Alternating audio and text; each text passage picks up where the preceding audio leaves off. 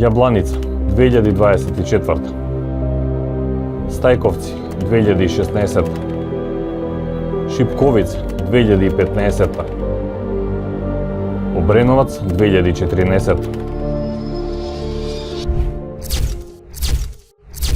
Можно ли е на Балканот да се избегнат вакви катастрофи? Колкави се шансите поплавите со фатални последици од големи размери да станат минато? Десетиците жртви, огромната материјална штета и пустошот што го оставаат зад себе опоменуваат дека нешто треба да се менува и дека некоја алка во системот не функционира. Најчеста причина се несоодветниот систем за заштита, неефикасните институции, неисчистените речни корита и канали и ставањето на бизнис интересите во преден план пред безбедноста на граѓаните. Сепак најголемиот проблем е тоа што поројните дождови и поплави се непредвидливи, настануваат во период од 5 минути до 6 часа и прават големи штети.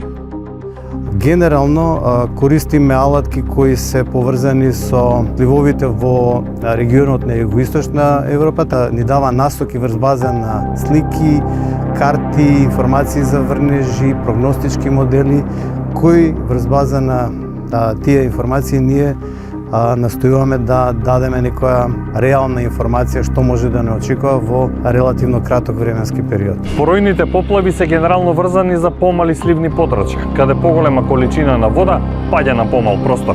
Целата таа вода нема време да се впие во почвата и наједноставно, односно најбрзо истекува низводно по падините и најчесто овие поројни поплави прават најголеми штети на стрмите, односно на териториите каде што имаме планински предели, ридчести предели, каде што водата брзо истекува низводно потекот, како што е примерот Стајковци 2016, Шипковица 2015, па и сега во Јабланица случајот со поплавата која однесе голем број на животи. Македонските хидролози немаат соодветен радарски систем за да можат навремено да делуваат во одредено подрачје.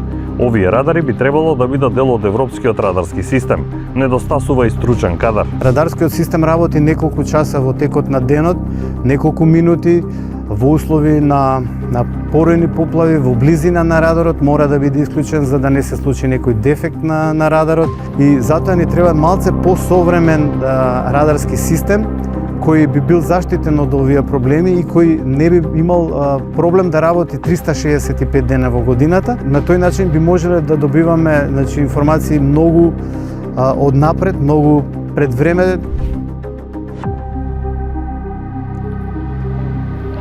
За разлика од поплавите во Стајковци и Јабланица, каде дојде до поголеми количини одрони и наноси кои тешко се контролираат. При поплавите со излевање на реките како во Србија во 2014-та може малку поефикасно да се делува поради побавното излевање на водата од коритата.